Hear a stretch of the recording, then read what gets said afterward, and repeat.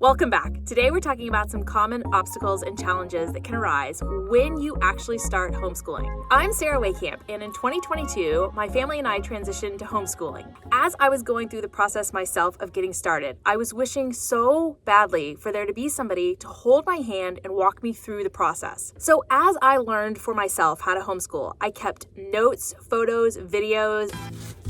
I looked back on all of my notes and I thought, what can be improved? What are some mistakes that I made? And how would I change this process to make it better? I put all that together and came up with a framework to help you. It's called a map.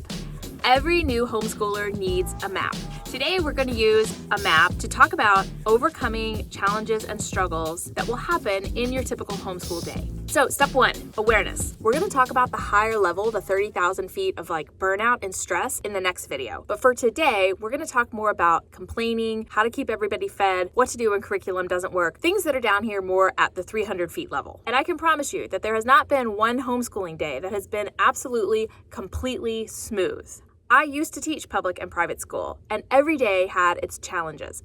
That didn't mean that I was failing. It didn't mean that my students were bad students. So I think it's very important we tackle this myth right from the beginning. Challenges are not a sign of failure. Things being difficult are also not a sign that you are failing. In that same vein, another myth is that you, the mom, must always be in control. Challenges and unexpected disruptions are a part of life and learning. You can't control when the Amazon delivery guy is going to show up. You can't control the weather. You definitely can't control your children's moods or how much sleep they got the night before. The reality is, so much of homeschooling is actually out of your control. Another myth is that children should always be eager to learn. We all have our off days. Some days your children may be resistant to learning. Some days you may be resistant to teaching. That is all normal and completely fine. All right, now let's talk about some mistakes to be aware of. These are mistakes I myself have made, and I share them to hopefully help you avoid them, therefore making your homeschool journey a little bit more enjoyable. Oh man, I have a lot of mistakes on this one. One mistake I made a lot in the beginning was being overly critical of myself and blaming myself for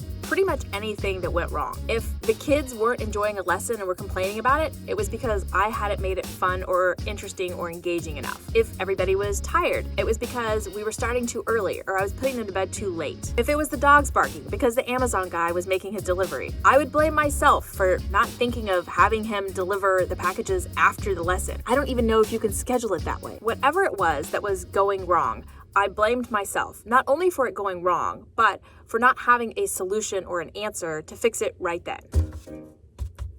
So let's talk about mindset. You might have some limiting beliefs similar to what I had. A common limiting belief that I hear a lot of homeschooling moms say is that I can't prioritize myself. There just isn't time. Buying into these limiting beliefs and objections leads to you being overly critical of yourself, which eventually will lead to overwhelm, stress, and burnout. So what do you do instead? Well, we have to make a little bit of a mindset shift. Embracing a growth mindset versus a fixed mindset will help allow you to see these challenges and obstacles as opportunities for growth and for learning. It's also important that you seek support. Watching a video like this, where somebody who's been in the trenches can validate these challenges for you, helps you to know that you're not alone. Let's talk about the action that we can take when we're facing these challenges and obstacles. Now, this is a big one and a little bit tricky because every family is different. What may be a distraction to one family may not to another, and what may work as a reward system for one family may not work for another. So I'll tell you some of my solutions and you can pick and choose what works for you and your family. For complaining, we have a complaint jar. We have a little ceramic French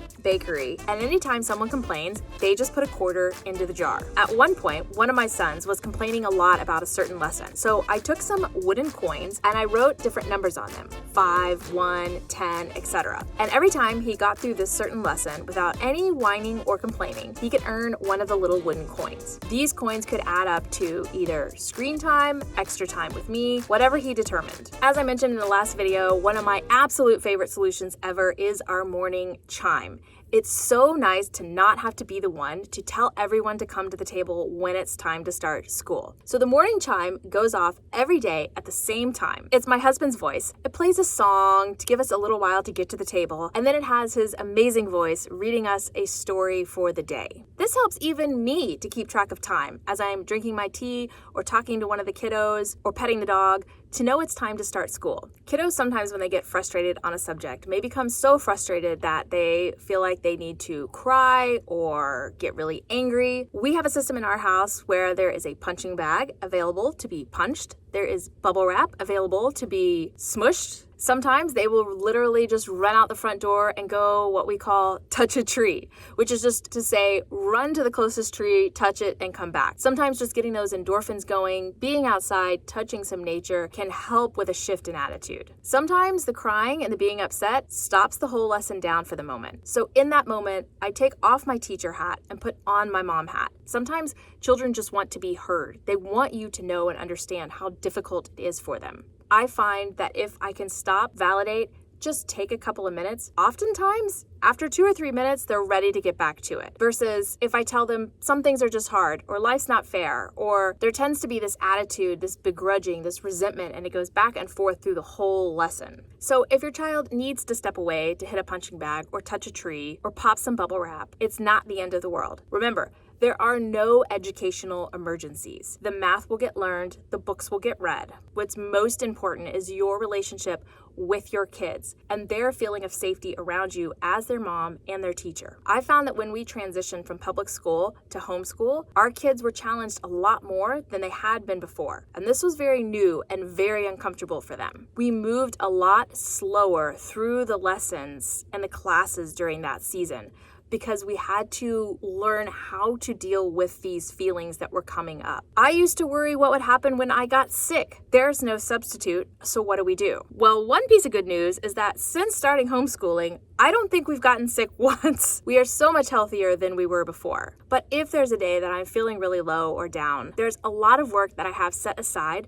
that the kids know that they can do by themselves. I have workbooks, games, puzzles, some online activities. Again, there are no educational emergencies. You can always make up the classes on Saturday if you want to, or go an extra day into the summer. If you have all boys or any boys like myself, you might be wondering, how do I feed all these people? What do I do when every break they want to eat? We have second breakfast in our house, second lunch, and second dinner. There is always somebody eating here. I have a snack list that I will link below, posted on our pantry door, that has ideas for healthy things that they can eat, and I try to keep those stocked. I find lots of protein is helpful. Hard-boiled eggs, cheese sticks, lots of lunch meats, hummus, and they're allowed to eat those at the table, at breaks, whenever they need, as long as it's not a distraction. It's never too early to have your kids learn how to prepare their own breakfast and lunch. We also have our kids participate in age-appropriate chores. They have chores that they do every single day, and then they have chores that they do just once a week. These are things like setting the table, taking out the trash, feeding the dogs, walking the dogs, helping with laundry. I found that having the kids help us manage household responsibilities makes our lives so much easier. All right, we are on to the last step, P, process. As you're going through these obstacles and challenges that come up, you're going to be trying different solutions. Some of them will work right out of the gate, some of them won't, but eventually will, and some of them may not work at all. This is a good place to ask the kids what is working for them and what isn't working for them. I even asked the boys the other day, what motivates you more, a carrot or a stick? A reward or a consequence? This is also a good place to look around, ask around what is working for other moms. I'm constantly going to my mom groups and my friends, speakers I've heard at conferences, and asking them, what would you do about this particular issue? This is great because you usually first hear, oh my gosh, I've been there, which is so validating. And then you get a host of different solutions that you can try. This is also a good place to celebrate how far you've come. Yes, there might be distractions and obstacles and challenges, but look at everything you've created. Look how far you've come from when homeschooling was just a little thought inside your head. Yeah, you might not have finished the math lesson today, and yeah, you may have to chuck the entire science curriculum and find something different. But it's easy to forget how far you have actually come and how much you've actually already done and grown in such a short amount of time. I would love to know if there's something I didn't speak to today that you're struggling with. Reach out to me, email me, find me on Instagram. I am always happy to help, encourage, and support you. Thank you so much for watching today. In the next video, we're going to talk about the higher level obstacle of burnout, stress, and overwhelm. How do you balance maybe a job and homeschooling, or a marriage and homeschooling? How do you maintain a good relationship with yourself, with your kids, with your family? We'll talk about that next time. Thank you again so much for watching. I'll talk to you next time.